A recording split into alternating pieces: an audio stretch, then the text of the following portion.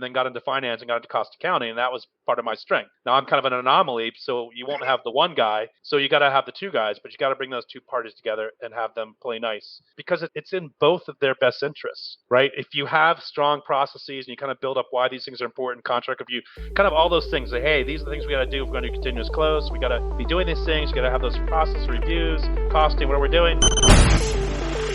Growing a business requires a holistic approach that extends beyond sales and marketing. This approach needs alignment among people, processes, and technologies. So if you're a business owner, operations, or finance leader looking to learn growth strategies from your peers and competitors, you're tuned into the right podcast. Welcome to the WBS Podcast, where scalable growth using business systems is our number one priority. Now, here is your host, Sam Gupta. Hey everyone, welcome back to another episode of the WBS Podcast. I'm Sam Gupta, your host and principal consultant at digital transformation consulting firm Elevate IQ. Even though CFOs and controllers are responsible for driving the transformation inside the company, they often have to put the needs of their peers in operations, sales, and HR before their own needs. Also, technology decisions are always about trade-offs. If you make the life of the customer-facing teams easier, it would mean that your backend teams might need to work harder to meet the expectations. What systems do finance leaders need to drive finance transformation? Is ERP enough, or do they need more? How to build the architecture that is going to drive the needs of the finance department. In today's episode, we invited a panel of cross-functional experts for a live interview on LinkedIn who brings significant expertise to discuss implementing systems for the finance department. We covered many grounds, including several stories of finance transformation, including some horror stories and initiatives that resulted in the growth of the companies purely because of these financial innovations. Finally, we discussed several other concepts such as continuous close, standard versus actual costing, fixed assets, the chart of accounts, acquisition, and finance data warehouse. With that, let's get to the conversation. Hello everyone, welcome to today's show. For today, we are going to be discussing the finance information architecture. Just for the benefit of our audience as well as for our panelists, we are going to limit ourselves in the finance department. We are going to be living the life of a CFO, the AP guy, the AR guy, and whoever else is going to be inside the finance department. We are going to be discussing their roles and responsibilities and the kind of systems and the processes they are going to require to perform their job duties. We are also going to be taking the journey of the evolution of different companies at various stages, and we are going to be talking about different industries, the kind of micro industries, the kind of different finance requirements they are going to have. Before we dig into that, we will start with everybody's intros. Bob, would you like to introduce yourself? Absolutely. Great to be here, Sam. I'm Bob Feathers. I work for Bindable. We're in the insurtech space. We're a SaaS provider providing technology for our clients to do alternate insurance distribution. But I come here with 30 plus years experience in the manufacturing space, client relations, finance, operations management, production management, business system implementation, specializing in ERP. Okay, amazing. Thank you so much for being here, Bob. Dave, can I move to you for your intro next? Yeah, absolutely. Thanks for having me, Sam. My name is Dave Chrysler, and I own a company called the Chrysler Club. We work with business owners to help them create the systems they need to make the shift from working in their business to working on their business. And I come here similar to Bob with more than 20 years in the manufacturing, both in operations, kind of front door to back door. So great to be here, Sam. Looking forward to a good conversation. Okay, amazing. Thank you so much for being here, Dave. Scott, can I move to you next for your introduction? Sure. I'm Scott Engelking, and I own a company called Grandview Integration. I spent 30 years in the corporate world in the pharmaceutical industry, leading shared services, running a SAP practice, doing a lot of process automation and improvement. And I've taken my show on the road as an independent consultant, working with various companies. helping them with things like process improvement, acquisitions, divestitures, basically any process or anything SAP related around the finance space and supply chain. Thanks for having me. Okay, amazing. Thank you so much for being here, Scott. And just from the community perspective, we are fairly product agnostic. Our goal is to educate our listeners from the business process perspective. So we are going to be talking a lot about the business process and the stories that you guys have. So Bob, I'm actually going to start with you. So let's say if we pick a story of the information architecture of a finance department, I don't know if you're going to have multiple stories. I would prefer of maybe different industries, different stages of companies that you could talk about the kind of systems that they had.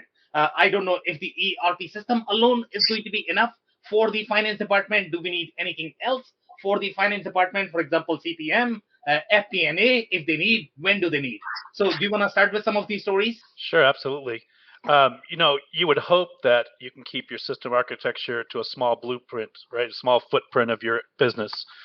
So certainly ERP is your starting point because it's, as we like to say, it's your repository for your transactions, right? Yep. It's all the transactions that run your business, and you should be able to put them in this one place and take meaningful information out of it. So beyond that, I mean, maybe it's just a report writing tool, right? And you can kind of between the two develop and build your business.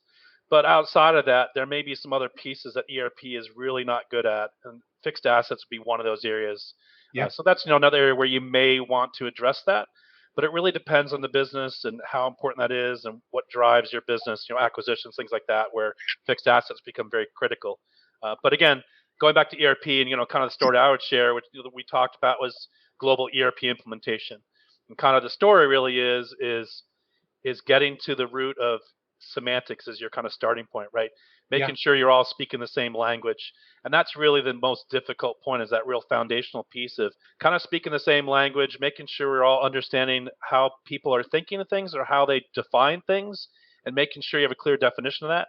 But also trying to, I would say, I don't want to use the word compromise too much, but kind of combine those, right? So if you have different plants, sometimes you can have a department and say, well, we can call that department something that means the same thing for two different plants without trying to get, when I talk about streamlining, right, the idea is trying to keep your chart of accounts tight and not just arbitrarily build lots of accounts for everyone. Say, oh, I need these 30 things, I need 100 things, I need these 200 things. It could be, well, what if we renamed it something like this and we all agreed upon it and it made sense, and then we kind of have a streamline, as long as it makes sense for your endpoint, which is, how am I going to measure my business? How do I want to measure my business? And what do I gain from that? And how am I looking at it? And how do I grow from it? If that makes sense, or as a starting point kind of for the conversation. Yeah, it does. Thank you so much. And I'm probably going to have a clarifying question for you, if you don't mind. So obviously, one of the comments that you made is the ERP systems are not going to be as efficient in managing fixed asset. So tell us a little bit more in terms of why do you believe that ERP systems are not going to be really good at managing that, and why do you require a specialized system to be able to manage the fixed asset? So maybe talk about the life cycle and the process complications and why that would fall short in case of an ERP. Yeah, typically when you think about resources in ERP system, they're really geared towards the work center. Really, like when I say they're really geared towards running the manufacturing floor. They don't have a lot of information or like specs inside of it that really help you to think about, oh, when do I need to maintain this machine, or when's its depreciation schedule. There's a lot of other things that go on outside that ERP just isn't geared towards. It really is geared towards the transaction. And so again, when you look at your resources, there aren't a lot of tables and they're saying, oh, okay, here's where I add depreciation, here's where I put the schedule, here's where I do preventative maintenance. They may have, and a lot of times what ERP will have is they'll have a module. But again, typically those modules aren't really part of the system. They're kind of almost an outboard piece that kind of comes in.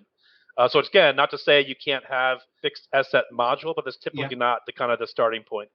So again, it's kind of in the traditional ERP world, it's your resource to run your plant. It's not really to do your fixed asset schedules. Yeah, very interesting commentary there. And I'm actually going to move to Dave, and maybe he's going to have some follow-ups there. So just one quick commentary based on what, Bob, you mentioned. Number one, there is a little bit of overlap there overall in terms of the functionality of what a CMMS system is going to do. And typically, they are designed for your asset management on the shop floor, on the operations floor. They are going to have your workflow for whatever you are going to do from the operations perspective. And then you have the financial workflow, which is completely different.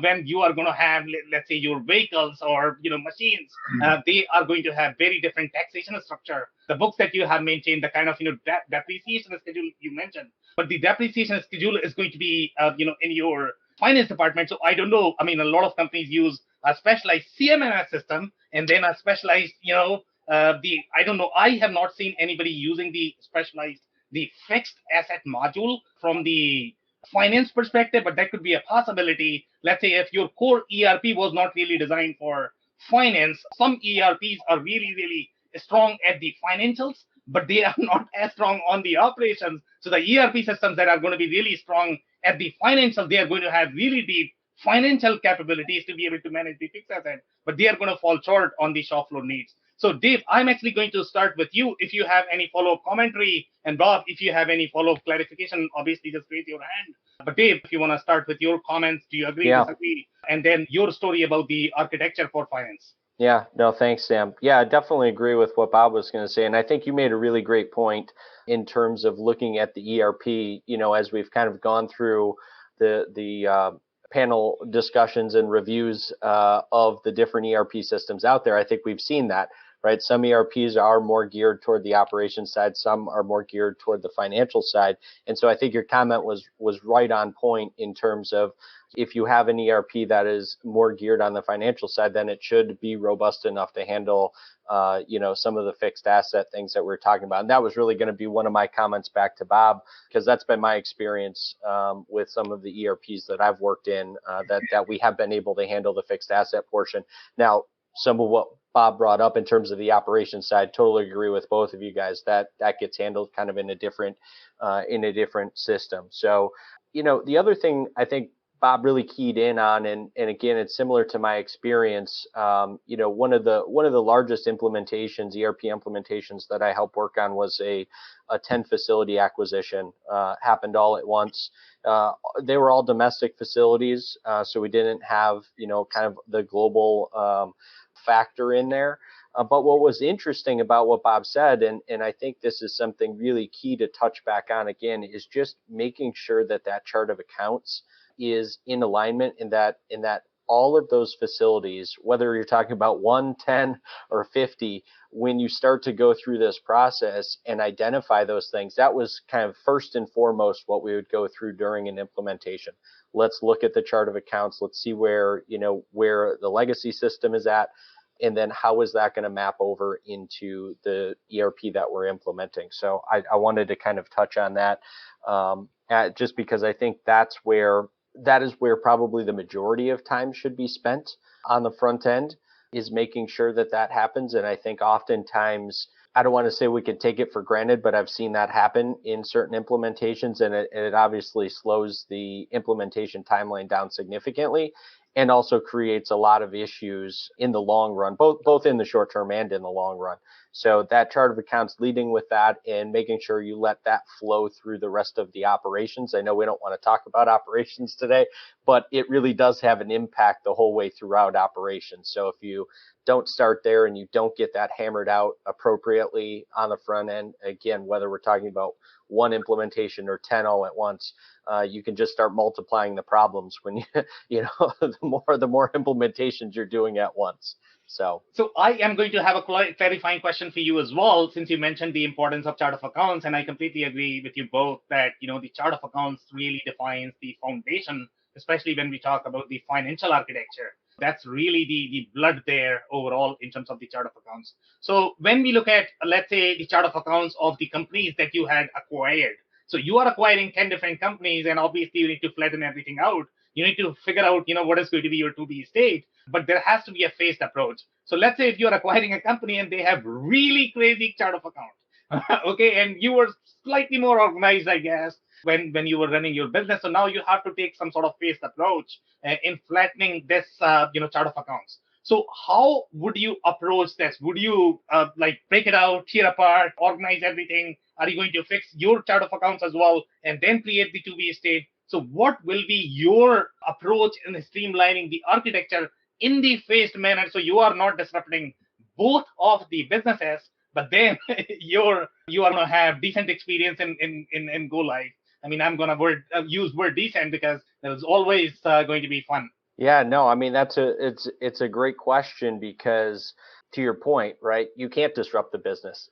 So we have to keep things rolling. And yeah, I kind of have two stories. So the one I brought up about the 10 acquisition facilities. And in that particular case, in the ERP system that we were bringing those acquisition facilities into, we had a great chart of accounts. So that was going to be ultimately the master. And what the process really looked like was going through and working with the finance team and in some cases operations to identify exactly what was being tracked and where, and then asking the question why, and then figuring out places that we could obviously roll things into. And ERP in general helps with that reporting function. And what I've found is a lot of times, and it kind of segues into my second story, because I'm actually in the process right now of helping a much smaller company implement a new system. And they have an extremely bloated chart of accounts today. And what they're going to, or what they're looking to go to, is a very streamlined chart of accounts in a completely different system. And so, the process is kind of the same, because we're basically having to work through and say, okay, why were we tracking things like this previously? What data were you really hoping to be able to gain or look at on whatever given period time? And those are the types of questions that we've been asking to ultimately identify, okay, why did we need to look at this? What information was it going to deliver back to us? And then ultimately, how obviously can we bundle those different accounts and get things more streamlined, so that way we're not having to write tons and tons of transactions and journal entries and correcting entries and reverse entries and all these different things. We can really streamline the entire process. And as you guys all know, right, the least amount of transactions we can get to, the better. And so that's kind of the two stories and how I would approach that particular situation. Okay, amazing. Thank you so much, Dave. So, Scott, I'm actually going to move to you. So, number one, we have to get the fixed asset out of our way. So, in your experience, have you used any specialized system other than what you have seen based on the acquisitions that you have performed? Yeah. And then any stories of the information architecture that you might be able to share with us? Yeah, absolutely. And when you bring two companies together, you get to see these things where each company might be even using the same ERP, but in a different way. Yeah. And I'm actually working on an acquisition right now where the chart of accounts couldn't be more different. One is really simple, and the other one is really, really complicated. And so there's an effort to move and streamline those. And I agree with the comments that Bob and Dave made about the ERP is your system of record. And with the acquisitions and other projects I've worked on, I've gotten to see what different companies do and what tools they add on to the ERP. Just as an example, in the order to cash space, there are AR tools that do cash application, collection, credit, disputes, and they do it with, everybody's talking about, artificial intelligence and RPA and other things. Well, some of these tools have these functionalities built in, so you can get to some really high level automation by adapting a tool like that. And then similarly in the record to report space, there are tools that easily bolt onto the ERP that can help you with your close, with your account recons, with your journal entries, to really, I know there's a lot of questions in here about controls and SOX, but you really don't have much hope at being compliant with a complicated process unless you are really very organized. And my experience is that some of these tools can really help you, especially where I've worked with absolutely global countries, 50 countries around the world. Everybody's on the same ERP, luckily, but everybody's got different rules and regulations. You got to have commonality. And that's what, if you can use a common ERP and common tools globally and common processes, you're really, that's where you'll begin to really improve your processes and your results. Okay, so I am going to have a follow-up question for you, Scott, as well. So when you mentioned the order to cash and the record to report, these two processes, obviously, those two are going to be key processes of a finance department. Yeah. So now, when we look at the entire journey, when you are using multiple tools, there is going to be a little bit of process handoff. So number one, I don't know if you can provide some more colors there overall in terms of the kind of tools you had used in this architecture, and you can name at this point of time because we have to get the context of what tools we are talking about, and then how the process handoff worked in different tools and what kind of data was shared, because if the tools are not talking, then you cannot do your job, and then it becomes a far bigger problem. One of the things that is great as you're a consultant, you can see how these tools adapt and expand over time and how everybody competes with everybody. And so an example on in order to cash, some of the banks have partners with some of these firms, so you get you can get some of this functionality by just your bank partner, and they may have a deal with, I think JP Morgan, you said it's okay to mention a few. So JP Morgan, I think, works with FinTech. And then there's a competing tool called HighRadius. You can look at what each tool does and how it works, and then decide what's the best for us and how many banks do you have. The big question is, if JP Morgan was your bank globally, and you might want to lean towards who their partner is. But if not, and you're using different banks all over, then you may need to come up with something else. So each project is a different animal. And, I've seen that these tools are very different, and they grow and they change over time. And of course, the ERPs may, end up acquiring them at some point. So you have to deal with that as well. Okay, amazing. Thank you so much, Scott. So Bob, I'm actually going to come back to you. So now when we talk about these processes, right, order to cash, record to report. So I don't know if we have missed anything else in the specific processes that are going to be relevant to the finance department. If you could provide some more colors into the processes. And I was really hoping to get to the CPM and FP&A, because that's where the real play is. If you talk about creating the opportunities from the finance perspective, when we talk about, if finance is going to be simply the bean counter doing the accounting, then there's no sort of strategy. It's hard for them to get the seat in the board. But what I am really hoping to get from this conversation is going to be, how can we have these strategic CFOs that can drive the innovation right inside your CPM tool, FP&A, by analysis, by analyzing different trends. So I don't know if you might be able to paint any colors there. So number one, the processes that I mentioned, if you have any other processes as part of the finance department. Number two, if you have any sort of insights related to the forecasting aspect of the finance, as opposed to just looking at the current state of the finance. Yeah, I'll start with the first one, which is one thing we didn't talk about. We're talking about finance department, and is cost accounting. Yeah. It's really a critical component. And I think when you think about we talked about, building your finance department, is you really need to have a strong cost account. And you also need to have a really strong system person. That's really your system person, that cost accountant. Because as much as you're doing the accounting and the payroll and kind of that standard stuff, which is nothing wrong with that, but that's kind of like, that's over here. You're an ERP, you're a manufacturer, you've got transactions. And you can't just ignore them and say, well, at the end of the month, I'm just going to, journalize and fix it and make it look the way I want it to look. You want to have meaningful results. So going back to me, I think one of the topics we talked about is a continuous close. Yeah. So when you think about the continuous close, the idea is I'm running my costing routines on a regular basis, and I'm looking at anomalies on a regular basis and trying to fix those things inside at a transactional level, so that I can have meaningful results that come out in my reports. I'm not going in and journalizing intent. So cost accounting is one, kind of looking through that whole process and doing it on a timely basis. And the other reason why you want to be timely about it is, you may, depend on the size of your organization, the size of what your business you're doing is, if you have a lot of transactions and you wait to the end of the month to run your costing, well, that in itself is going to take time, right? So we want to streamline our process. So you want to have a quick close because you want to get to the next period. You want to know what the results are so you can keep moving. If you have a lot of transactions, any ERP system, it actually takes time to run your costing routines. And it's kind of going through all that thing. It's churning. And so again, if you're doing those on a more regular basis during the month, that close will be faster because you've already kind of done each week. Let's say you might do it daily, would be amazing. If you could do it daily, that's a lot. But if you could do it weekly, right? If you could cost and post weekly, do your transactions, do your analysis, make your fixes while the month is going on. When you get to that last week of the month, it's only 1 week of transactions. You should be able to close faster.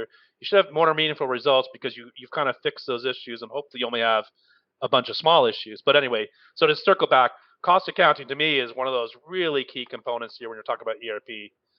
Because if you're not doing that, doesn't matter how good your reports look, you're just doing you don't really know what the jobs are doing, how the customers are doing, what the products are doing. So from that, going back to your forecasting thing, is as you start to look at these tools and you can start to look at your trends. I mean, it's easy to say, right? But again, you can start to look at your trends, look at your business units, look at where your expectations are in terms of your burden absorption, the materials being used. You can start to forecast what your cash flow could be. So you can start to look at it and say, well, I know what materials I'm going to be using, where I'm going to be needing this type of products going out the door.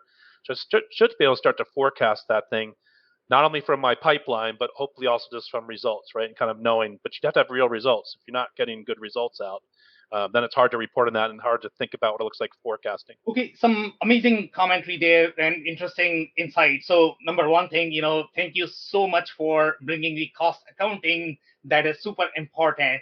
Obviously, the reasons for continuous close. If I know any CFOs, I mean, they all want to do the continuous close. Sometimes it may not be possible. We all know how the operational leaders or the sales leaders or the marketing leaders are going to react when you are going to ask them to send their bills. They don't like to send them timely. So obviously, continuous close is going to be hard for any CFO. But the more important reason, in my opinion, when we look at the continuous close, why it is really important for any CFO or the financial executive is nobody likes to see any surprise bills. Nobody likes to see any surprise penalties. Nobody likes to see any surprise invoices.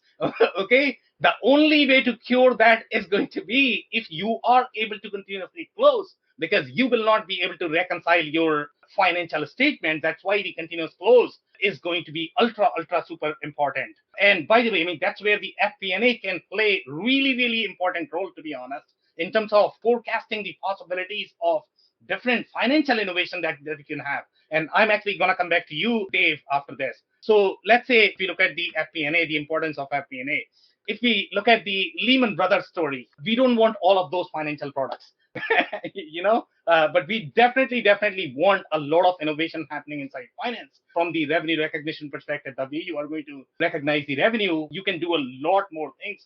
From the CPM perspective, I don't know if you're going to have any sort of stories in terms of doing the future forecasting, how you are going to forecast your cash, how you are going to forecast inventory is not really the finance thing, but that sort of ties together overall in terms of the connected planning. So number one question for you again is going to be, if we missed out on any processes that belong to the finance department that we did not cover yet, and number two is going to be the role of the future finance, creating the financial innovation. If you can talk anything about that you have seen from your perspective, that would be amazing. Yeah, thanks, Sam.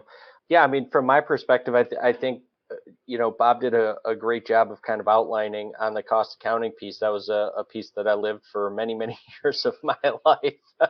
So it bring back some memories there for me. And quick before I get into your questions too, Sam, I just wanted to touch on something that Scott had brought up, because I think it was a really great point and really key. And that was, you may have two different companies that have the same ERP that have implemented it completely different, whether you're talking about chart of accounts or operations. I thought that was just a fantastic comment to kind of set the stage for all of our discussions, whether we're talking finance today or some of the other things that we covered in some other panels. So I just, kind of kudos to you, Scott, because you articulated that perfectly. So I just wanted to circle back to that for a quick second, Sam. And to get back into what we were saying, I mean, from my experience, all of the financial forecasting was done through ERP and through the cost accounting. That's been, my experience throughout my career, and even now as an independent consultant. We really rely on the information that we're getting, both on kind of a micro level, so at a daily operational level, and then as we start to, scale out and do forecasting. I mean, even going back to, our planning cycle, we would be really focused in on all the details, all the variances that cost accounting was providing us coming out of the ERP to go ahead and make forecasts for moving into the future, whether we're talking about next fiscal year or, we're talking about next fiscal quarter. So that's really been my experience. We really rely heavily on both of those things. Okay, amazing. Thank you so much, Dave, for that. I'm actually going to move to you, Scott, next. So from your experience, did we miss on any of the financial processes so far that we have not discussed here? And number two, I am really looking for that financial masterpiece. It was really result of, not because of sales, not because of sales. Mm-hmm. It's the financial masterpiece that is coming really from the finance that resulted in some sort of business growth or something. And it's not because of IT, it's not because of digital transformation, it's not because of business model change. So this is going to be some sort of offering that you have created or restructured your finance the way that resulted either in revenue or some sort of profit. Yeah, I can give you an example on that. And we didn't talk about P2P much. So I worked for a company for years and had a lot of focus on purchase to pay. And one implementation that was done ended up being a revenue stream because of, once you really streamline accounts payable, automate, all of your processes and all of your transactions, and then you can get discounts, early payment discounts, which is, if you do the math on that, if you really implement that well, it can pay for your entire team. And so that's one where, is that earth shattering for the company? I don't know. It was a pharmaceutical company, very profitable, but to be able to say that you implemented a project that would have a return by taking all the early payment discounts you possibly can, to pay for the implementation, I think that's something. I was going to give some horror stories on the CPM, example. Yeah. I don't think that was done quite as well, at least in my prior company. It's a super successful company, but when you look at the results afterwards, it's almost like you can't even plan at all. Now things come up and things happen, but it's like we might as well be throwing darts at a board in terms of the results of the planning if you compare it back. So they're working and trying to get better with that over time. My experience with implementing those types of softwares is that you need to be super cautious about the level of detail that you expect. Everybody wants to be crazy detailed and be perfect and add everything up from the bottom and come up with this perfect plan. But you really have to live in the averages, and you got to bump up a level and not try to forecast and plan everything down at a very, very detailed level, because you're going to die in the system. The complexity, once you try to implement it and make that connection work with your ERP, it's not going to work. You're going to end up with a non-sustainable system. So I think that's the couple failures that I've seen in my career on those types of software is trying to be way, way too detailed and convincing yourself that you're better than you really are with planning. Okay, amazing. So I'm actually going to have a follow-up question for you, if you don't mind. So can you provide an example of the detail that you felt was too detailed? It could have been slightly at a higher level so that listeners can get perspective on, what is a detail versus, where you should not be going too detailed. Yeah, and I saw the post-mortem after the project, and the company, that sold the tool said, we told you when we came in not to try to plan down at a cost center level. It's super detailed, individual products in every individual country, and you're trying to build your plan. It's just this crazy minutia detail. And at the end of the project, basically the interfaces weren't working and the results weren't any better than they were before, So basically, hey, let's throw this away and kind of start over. So it's trying to build your plan up, on every single product in every single country or every individual cost center from a product perspective. That's just way too much detail. You need to be living in the averages. Okay, so let's say if you were creating the ideal system strategy, how would you plan? I would talk to the provider and ask them and say, hey, because if you're going to implement a tool, the last thing you want to do is use it in a way that the provider doesn't recommend. So I would bring that provider in and say, hey, you're not going to pick a tool initially, but bring in multiple providers through an RFI process and say, how is here's our process and here's our company. How is your tool best used for us? At what level of detail, and how should it be implemented? And the key is you've got to listen to them. If you try to force, and I think the providers are getting smarter to walk away from bad things. They'll take your money, but they don't want a system that's going to fail. So I think that's the starting point, is to come in and build your requirements and listen to that feedback from that provider. And when they tell you you're going down the wrong path, that's wrong for their tool, either switch tools or change your requirements. Okay, amazing. Thank you so much, Scott. Okay, so Bob, I'm actually going to come back to you. So let's talk about the financial horrors that you have seen that resulted in some sort of, either loss or may have resulted in some sort of profit for the company. Yeah, it's a real simple one, right? It sounds too easy to be true. Contract review. But, do you actually have a really robust contract review in place at both the sales order level and at the purchase order level? And going back to the cost accounting, kind of really making sure you have the tools in place to look at these things. Because I can't tell you how many times I've seen it where a requisition gets put in, your system's not up to date, someone orders it from the client, the vendor, and it comes in and you receive it at a certain value, and then the system's isn't set up right. You have the wrong unit of measure, whatever. You have things in there that are just incorrect. No one's looking at the keys to the store. And all of a sudden, you're going out and have bad transactions. No one's looking at the transactions. No one's really looking at the anomalies that are going on and not fixing it. And next thing you know, all of a sudden, you run costing, and you get this massive influx of costs, and you're like, where did this come from?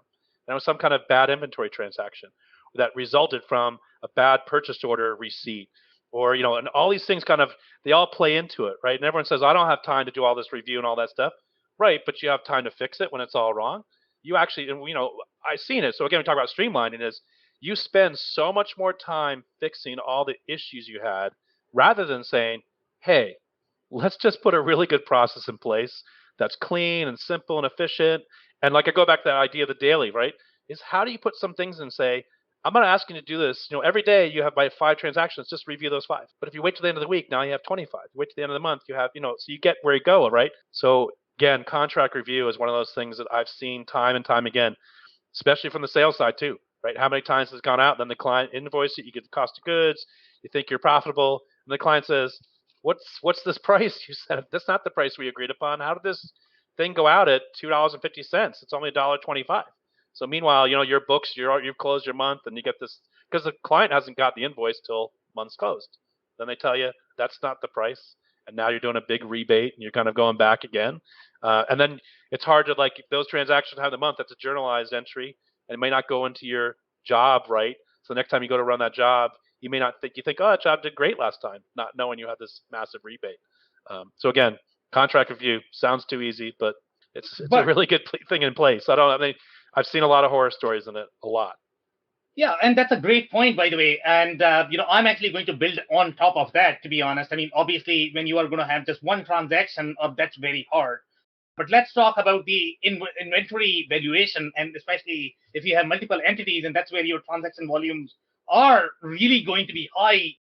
And I'm actually going to tell you my story of one of the customers that we were working with. So here, the customer, I started telling them, hey, you are choosing to implement standard costing, which is a great idea. You have done standard costing in the past life because you didn't have a very capable ERP system. You were doing everything on paper. I get it. But now things have changed. Now you have a new ERP system. So you probably want to consider the inventory evaluation so that you don't have too many variances that you have to figure out at the end of the month. No. We are too easy. We are too simple. This is how we do it. No problem. We got it. So, Bob, let's say if I ask you, let's say if you have 5 different entities and that are doing the standard costing for all of the inventory that you are doing, as opposed to the actual valuation of the inventory, how would you react to that? What advice would you have for this executive who does not understand the implications of the trade-off or the trade-offs that you are going to get because you are making certain decisions to simplify your sales process for your customer processes? My first piece of advice, which is please don't. Please don't. It's pretty rare unless your plant has one resource and one thing to do. If you have more than 5 or 6 or 7 or 8 transactions, unless it's something that's literally is just it's completely machine related. If you had something I'll use the example of like the newspaper, right? The continuous feed, and you're making a newspaper. It's almost like there's no human involved. It's just once you start the printing press, it goes. But that's not the norm. You could probably standard cost there's so much going on. But if you have people involved in your machine process, you're going to want to do actual costing, because I just don't think that anybody thinks. They may think that they know what the standards are, but it really isn't. You'd have to be really on top of your game to know that. So I would say you want to do actual costing and do the analysis. And maybe there's some lines in your business that you could go to standard costing, but unlikely. So anyway, I guess to answer your question, I would just say don't do it. I wouldn't recommend standard costing. I just don't see, and again, unless you have a completely stable machine-based process that has no humans involved whatsoever, and again, maybe very limited inventory, maybe you can get away with it. But I don't know. I don't know. My experience is I wouldn't go down that path. I think you're gonna, like at the end, like you said, at the end of the month, you're gonna be looking at all this. You're gonna look at your cigar box, right? You're gonna look at all your transactions and go, why don't I have any money in here? I should have money in here. There's no money in here, and I don't know why. And you're gonna not know why, and it's gonna you're all gonna just figure out why I don't have money. And your financial executives are actually going to become the programmers, and they are going to be debugging just like your programmers. Okay, what the hell is happening here? Okay. Yeah. I'm working. Don't bother me. I'm trying to. Okay, amazing. Thank you so much, Bob. Okay, Dave, from your perspective, number one, horror stories, contract review, perspective on standard costing versus the actual costing, any horrors that you have seen because of the variances that you are going to create. And in my experience, those variances do not add any business value whatsoever. Okay, the admins that you are bringing to your table just to reconcile your transaction, that's pure waste of money. In my experience, especially if you are buying an ERP system, please stay away from standard costing, as Bob pointed out. What is your experience? Do you see any businesses that they might want to do standard costing by any chance? Well, it's interesting that we're talking about this because the company that I had a significant amount of experience with, we did standard costing. Okay. And it was one of the most challenging things when we would acquire a business is to get somebody that was leading that facility, had P&L responsibility for that facility, to get them up to speed on not just how to implement standard costing, because we went through all of that, but then what do you do with it? Sam, to your point, right? What do you do with all the variances? How do you reconcile all those transactions? And that's a life that I lived for many, many years. And it taught me a lot.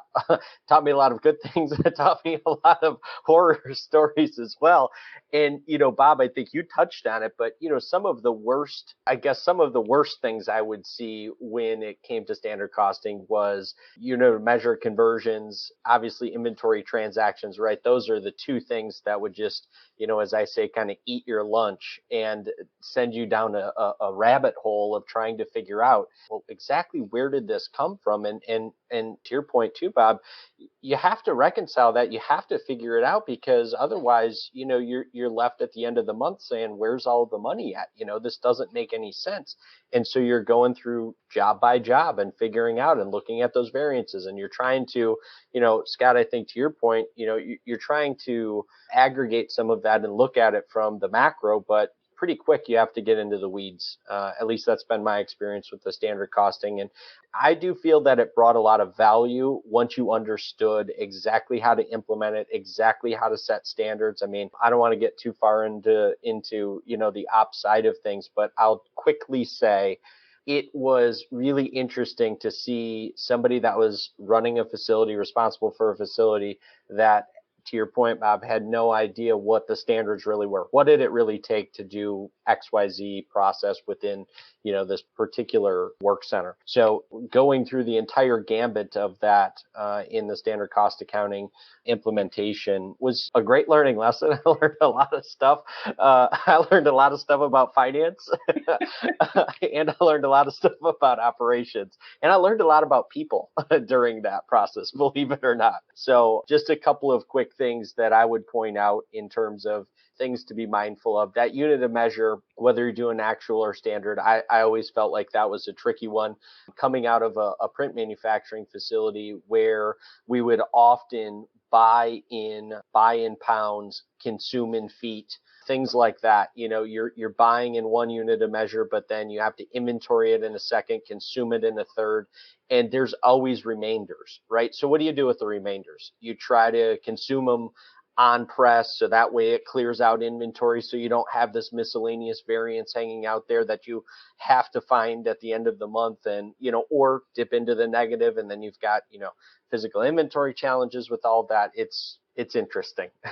Okay, amazing points there. So I'm actually going to give you a fun exercise, Dave. So obviously now that we have agreed, and Bob, you can counter this as well, by the way, if you have any perspective.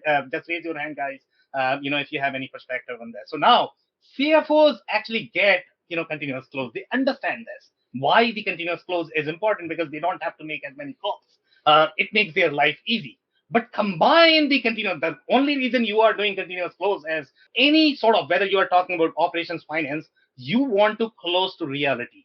You want to close to your physical processes as much as possible. So you don't have to do this reconciliation of, okay, what is my physical saying? What is my system saying? Okay, so that's why you want to close to the reality as possible. And that's the whole premise of continuous close. The only reason why you do the actual costing now is because you want to close to the reality, because actual costing is the close to the reality. Now talk to the CFO, the person who is doing continuous close, because he or she gets it, but they are still utilizing standard costing. Can you believe this?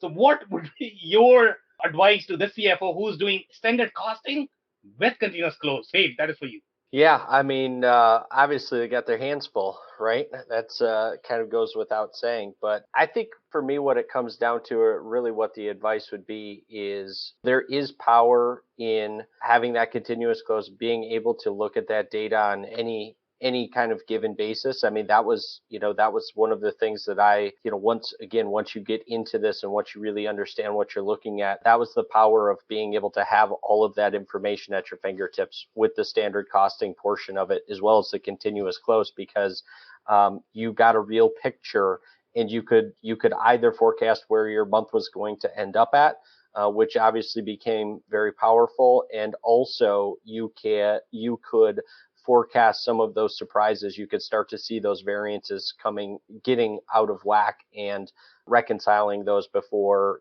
you're having to wait until the end of the month to then go ahead and take a look at it. It kind of, in my mind, to kind of harken back to like my continuous improvement days, that's the best way I can say it, is that when you have both of those things, yes, it's a lot to get them implemented, but once they're implemented and in place, the other portion of it is bringing people outside of the finance department into that mindset, because that's a big part of this. That's kind of the journey that I had to go on, that I had to bring other people into. So I think once you get those two things together, it's a really powerful system at the end of it. It just takes a while to get from A to B, in my experience. Okay, amazing. Thank you so much, Dave, for that. Scott, what's been your experience? So, we have a couple of points here that you want to touch on. Number one, horror stories, contract review, standard costing perspective on that, continuous close. Those are some points that you may want to touch. I mean, I think I defer to these guys a bit. Their expertise there is more in depth than mine. I just say that the comment Bob made about contract auditing, it really resonates with me, because I've seen it more from the purchase to pay side. Just the fact that things are being approved by requisitioners and companies who don't have time to review it, and the results are bad, and then it's creating all this junk downstream that is having to be fixed by other people. And if people would just do a little audit on whether their requisitioners are truly know what they're doing when they're approving stuff, they would be shocked. And if you really got your contract data and tried to see if your vendors were truly charging you what you agreed to, you would be shocked. And if you don't do a payables audit, to find duplicate payments and fraud and things like that, then you're really missing out. So I've never had a company that I couldn't save money there. So I come at it from a little different perspective, but I agree with everything that these guys said, because I've heard it when I've interacted with the accounting team. Okay, amazing. Thank you so much, Scott. So, Bob, I'm actually going to come back to you. So I am definitely going to ask you to touch on your perspective on, you have been very upfront that don't do standard costing because that's a nightmare, right? Which is amazing. I completely agree with that. Now, let's say if a CFO is actually doing the standard costing and the continuous close together, what would be your advice to that? That is number one. And number two question I'm going to have for you is going to be to touching on the need of the financial data warehouse. I don't know if you have seen the need for the financial data warehouse. Why is that important? And that is going to be the question for everybody. Maybe you guys can share these stories. So go, Bob. Yeah, I would say kind of Dave touched on it a little bit. And what I'd say is the advice would be, fine, okay, we're going to go down this path, right? We're going to standard cost. I'm not saying it. It's just we're going to go down this path. That's fine. What I would say is you need to have a really strong team from both sides of the fence. And they can't be adversarial. They've got to be working together. So you've got to have a really strong operations team that really has some good working knowledge of what it is, what's going on in the process, how it works, what's happening, but understand the financial implications of that, along with the technologists on your, the cost accountant or technologist side of your finance, and really have them work together. And they've got to be working together to say, okay, here's kind of what we need from finance perspective. Here's what it looks like. Here's the modeling. And then the operations saying, okay, trying to make sure that you got to build those standards. And neither side can do it alone. They really need each other. So that's really, to me, and it's always been the key. That's, again, when I go back to cost accounting, kind of where I came from. I came from operations and then got into finance and got into cost accounting, and that was part of my strength. Now I'm kind of an anomaly, so you won't have the one guy. So you got to have the two guys, but you got to bring those two parties together and have them play nice. Because it's in both of their best interests, right? If you have strong processes and you kind of build up why these things are important, contract review, kind of all those things. Say, hey, these are the things we got to do if we're going to do continuous close. We got to be doing these things. You got to have those process reviews, costing, what we're doing. At the same time, I got to build all the right standards so that I can bring all the information out correctly. This is what it needs to look like. So that would be my advice. Like, then you better get a strong team, and you really got to figure this out. You got to nail that process down. You got to nail the materials down. Nail the conversions down, nail the contract out. You just, you've got to have it all right. There's a former colleague used to say, you need to have a clean sand, smooth sand. That was it. Smooth sand. You think about when it's got to be smooth sand. Everything's got to be right. Everything's got to be kind of all ready for you to go. So with that in mind, the financial data lake, yeah, I would recommend it, right? Because I think ERP in itself, the information is kind of segmented, right? It's transactional, but it's hard sometimes. Some transactions don't marry to each other. They're not related. You might have an inventory transaction, a labor transaction. They happen at the same time, but it's hard to pull those out meaningfully because they're not necessarily related. So you almost need to have that whole piece where you just kind of extract all the information, stick it over in a system, whether it's a BI or some kind of BI tool to say, it's over here, and now I can have a solution architect go in there and say, okay, now I'm going to figure out how to meaningfully bring these spheres of data together to bring results out of it. So it's usually best to pull it out, to say, just kind of get it all out in a clean and efficient manner, bring it out meaningfully, and then kind of work it in there, because ERP, just basic reporting, is not going to give you what you need. It's going to be kind of difficult. And what you want to avoid, of course, is the whole Excel piece, right? What I don't want people to do is export their ERP stuff into Excel and just sit there and futz around with it, because that really doesn't, again, you're spending a lot of time. Remember, you talk about the guy month-end close, and the guy's really busy because he's every month he's that's the guy doing it in Excel, right? He's crushing it in Excel and it's killing him. So you want to have a really robust tool. So I would agree with the data lake thing. If there's a lot of great robust tools out there, there's no reason why not to implement one in conjunction with your ERP system. Okay, amazing. Thank you so much, Bob, for that. So, Dave, I'm actually going to come back to you. Any perspective on the financial data warehouse? Why do you need that? Any perspective on financial reporting? Any stories around that? Yeah, I mean, I think Bob did a great job of articulating it. I agree wholeheartedly. In all of the implementations I've been a part of and systems that I've worked through, they have all had a separate BI reporting piece that pulls the data, aggregates what you're really looking for, and does it in the most efficient manner. I have seen some people try to pull information directly from the ERP and try to work with that, whether it's in Excel or something like that, and it does very quickly become a nightmare, because oftentimes you've got people not understanding table relationships and going and trying to do this manual table relationship within Excel or something crazy, because they have a very specific piece that they want to look at. And and I'll say the other thing in my experience that I find oftentimes directly related to kind of the BI part, right? The business intelligence part. And that is oftentimes, especially during an acquisition or a new implementation, I've said this before, no matter what kind of system implementation we're talking about, oftentimes people get used to seeing the things that they've seen before. And what I mean by that is, ask the question, why do we really need to look at this piece of data that you're asking for, right? Is it possible to look at it? Sure. ERP is amazing for that. It's possible to look at pretty much anything on a transaction basis. But what's the reason? What are we really going to do with this data? How are we going to use this data to drive improvement? What are we going to do? Let's bring it back to finance, right, Sam? What are we going to do with this data to drive financial improvements throughout the operation? And if the answer is, well, I don't know, this is what I've always looked at, then that, sorry. And that's kind of what I've seen time and time again. And we could be talking about this, we could be talking about some other types of systems that get implemented. But I always go back to those couple of things. Whatever, if you have ERP and you are looking to improve ERP or upgrade ERP, or if you have no ERP and you're looking to go to ERP, I would challenge you to say, look at the processes that are required throughout your operation, throughout your business, and create the system for those processes and what you want them to be, not only today, but future-proofed, right? Do that with the reporting piece, do that with every aspect of your system implementation, and you will really have something powerful inside of your business to propel you forward into the future. So I am actually going to have a funny thing on what you just mentioned about the table product. I mean, that was a clear financial masterpiece, and we are going to ask these guys to make some cold calls. I'm pretty sure somebody's willing to buy that. Thank you so much for that. Okay, Scott, I'm actually going to come back to you for your financial data warehouse. Why is it needed? And financial reporting. Do you have any stories around that?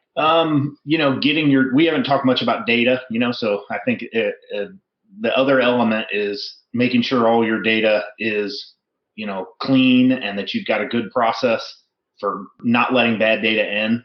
And what I've seen is that garbage in, garbage out, and that if you don't really focus on getting your data right from the start, then, you can have the fanciest data warehouse in the world, but it's not going to give you good information. So, but I do think that there's some really powerful tools out there for reporting and can add a lot of value. But just wanted to mention the point on data, and we didn't talk about that. Is back to the original comment. There's tools out there that can help you with that, and some of the ERPs have them, and some don't. But you should really be thinking about bolting on a tool that'll help you get your data in and get it in right, so that your system is running appropriately, and that you're periodically getting rid of the crap of your data. Because if you don't, you're going to be a mess. And we didn't talk about the one point about, what would you recommend for a company just starting? One of your first questions, get all your processes documented in process flows with swim lanes.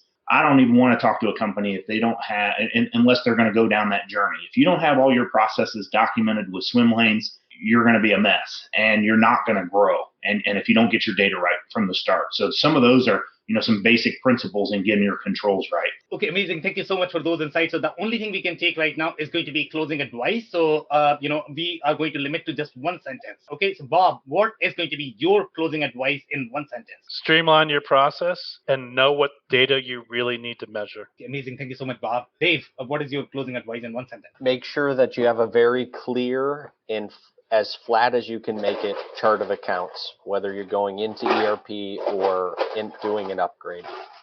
Love that. Super crisp financial advice. Thank you so much. Okay, Scott, closing advice, one sentence. I would say document your process and remember that you will only get what you measure. So you have to have the right measures. Okay, amazing. Thank you so much. That's it for today. On that note, thank you so much, everybody, for your time and insight. Thanks, Sam. Thanks, Sam. Always a pleasure. Appreciate it. I cannot thank our guests enough for coming on the show, for sharing their knowledge and journey. I always pick up learnings from our guests, and hopefully you learned something new today. If you want to learn more about Bob Feathers, follow and connect with him on LinkedIn. If you want to learn more about Dave Chrysler, head over to thechrysler.club. It's THECRYSLER.CLUB. If you want to learn more about Scott Engelking, head over to gbintegration.com. It's gbintegration.com. Links and more information will also be available in the show notes. If anything in this podcast resonated with you and your business, you might want to check other related episodes, including the interview with Jeannie Doherty, who discusses how strategic bookkeeping differs from technical bookkeeping. Also, the interview with Brian Goffenberg from Vital Hub, who discusses the difference between accounting for a public and private company. Also, don't forget to subscribe and spread the word among folks with similar backgrounds. If you have any questions or comments about the show, please review and rate us on your favorite podcasting platform or DM me on any social channels. I'll try my best to respond personally and make sure you get help. Thank you, and I hope to catch you on the next episode of the WBS Podcast. Thank you for listening to another episode of the WBS Podcast. Be sure to subscribe on your favorite podcasting platform so you never miss an episode.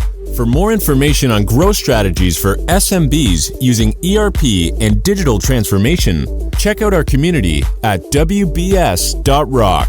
We'll see you next time.